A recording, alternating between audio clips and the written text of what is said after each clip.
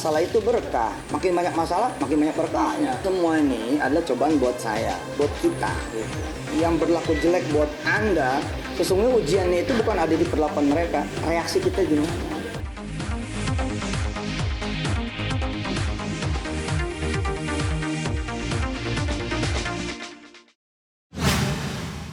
Belum ya, doain lah biar soleh banget gitu. Jadi kalau orang bilang, Ustadz kalau kena masalah ke Allah banget, enggak. Nah tapi saya barengin dengan apa? Saya lebih ke sedekah. Jadi saya jalan tuh ke orang-orang yang cancer, yang mau diamputasi karena diabetes.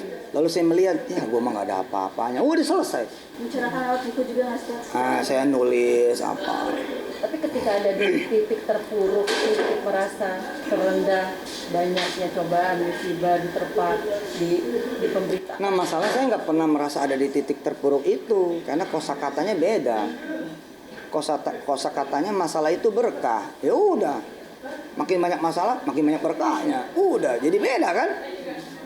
Kosakatanya beda loh. Jadi ketika kosakatanya beda, beda juga rasanya. Misalkan kita kalau ngelihat cacian, makian, hinaan, bulian, fitnahan, gibahan, terus dibungkus ini bahwa semua adalah pupuk. Selesai kan gitu. Itu bukan hinaan, pupuk. Kan capek-capek kita nyari pupuk buat supaya pohon kita tumbuh, berkembang dan berbuah. Nah ini ada yang nganterin, terima. Terima itu jangan dibalikin. Gitu. Kalau nerima, jangan dibalikin. Misalnya gini kan, ada orang maaf ngomong gini nih, bodoh kamu gitu. Terus kita ngebalikin, lu tuh yang bodoh, namanya balikin. Jangan, bodoh kamu. Iya bang, makasih ntar saya belajar. Gitu. Jelek lu jelek. Wah, ntar jadi berantem. Jelek lu. Iya bang, nanti saya nyisir. Wah, gitu. Iya, jadi semua ini adalah cobaan buat saya, buat kita gitu. Jadi kalau misalnya dapat saudara, dapat tetangga, dapat teman yang berlaku jelek buat Anda, para pemirsa misalkan, sesungguhnya ujiannya itu bukan ada di perlakuan mereka. Reaksi kita gimana? Ini tadi kan kita merasanya udah salah duluan, merasa ada kurang. Kan kita cari nih, kenapa ya dia begitu? Dan saya selalu berusaha tidak masuk wilayah niat orang. Saya nggak mau masuk tuh wilayah niat orang karena nggak mau bikin hati jadi rusak. Istri sendiri, anak-anak mensupport nggak sih Ustadz seperti apa ketika jadi papahnya kena masalah? Nah ini di rumah tuh kita biasa yasinan, biasa kemudian dengan izin Allah ya riadohan kecil gitu supaya kemudian dipulangin kepada Allah. Ada konsep menarik kalau masalah terima kasih, itu konsepnya. Jadi kalau kita sedang bermasalah, punya kesulitan, punya urusan, punya persoalan, punya beban, punya penderitaan, punya kesedihan, itu pakai ilmu namanya terima kasih. Apa tuh terima kasih? Terima kasih itu terima, terus kasih. Jadi jangan mampir ke hati, jangan mampir ke otak, pikiran, jangan. Terima bahwa ini semua bukan dari orang, tapi dari Allah.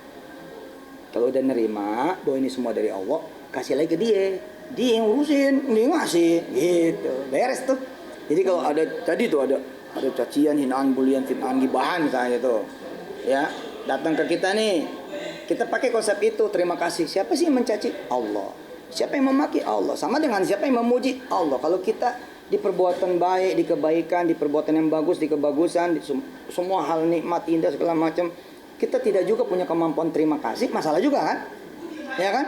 Harusnya kan ketika kita menerima nikmat, kita tahu dong ini nikmat dari siapa? Dari Allah kan? Nah, terus kita kasih lagi mestinya ke Allah, tapi kita nggak bawa ke Allah, salah. Persoalan terbesar saya mah orang-orang ada yang nggak bisa ngaji, putus sekolah, udah di situ tuh hati saya.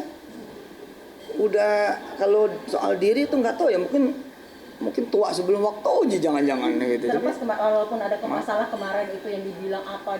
Nggak, udah nggak ada rasa. Beneran.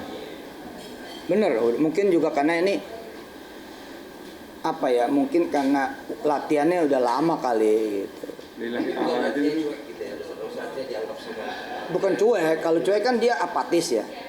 Kan kita enggak, kan kita tetap konsen sama apa yang menjadi kerjaan, usaha. Misalkan 2022 kita tetap ngawal 7 IPO, ngawal lahirnya sekian banyak kampus baru. mengawal program beasiswa desa-desa gitu. Jadi dan saya alhamdulillah konsentrasi saya bagus dengan izin Allah.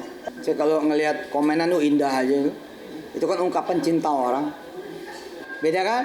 Nah, ketika kita menganggap itu ungkapan cinta orang, ya selesai juga. Ada satu kalimat bagus, silakan dipakai sama teman-teman pemirsa. Kadang-kadang hujan yang lebat itu malah menumbuhkan banyak tanaman. Asik.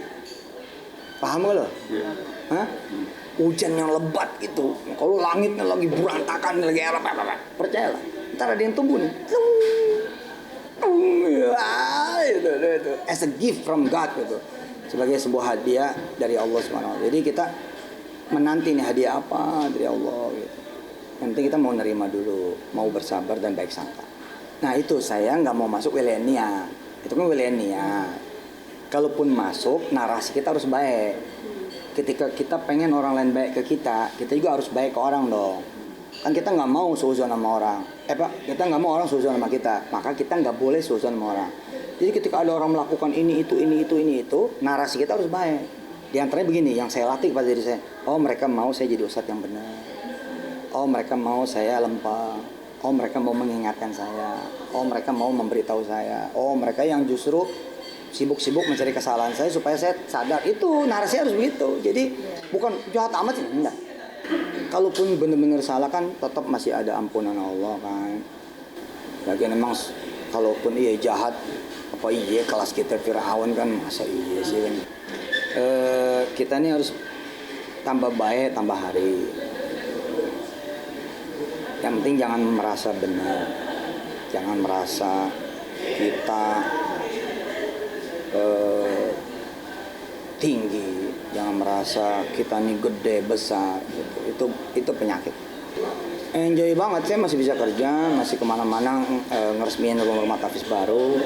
Tiap hari kadang-kadang ngelihat lokasi-lokasi baru, ngelorin bisnis-bisnis baru dan lain sebagainya. Saya kebetulan pengen panjang umur, jadi kalau pesan terakhir kayaknya ngeri saya. Besok gue mati tuh. Untuk Israel bisa dibilang Gini. Ketika orang bahagia ngomongin, ketika orang bahagia memfitnah, menggibah, membuli, dan bahagia mengkondisikan sesuatu gitu ya, seakan-akan ini bukan buat saya aja, maksudnya buat siapapun. Kalau ketemu nih orang-orang yang berbahagia ngomongin kita, ngancurin kita, ngejatuhin kita, ya, berusaha kemudian membuat kita menjadi rusak, hina dan malu, saran saya adalah jangan merusak kebahagiaan mereka. Paham? Kita nggak bisa ngasih kebahagiaan buat mereka kan. Jadi kalau mereka bahagia ngomongin kita, bagus itu. Jarang-jarang kita ngasih kebahagiaan kan. Ya udah, nggak apa-apa. Dah, jangan diganggu kebahagiaan mereka. Gitu. Ya kita minta sama Allah, mudah-mudahan Allah melindungi dan menyelamatkan.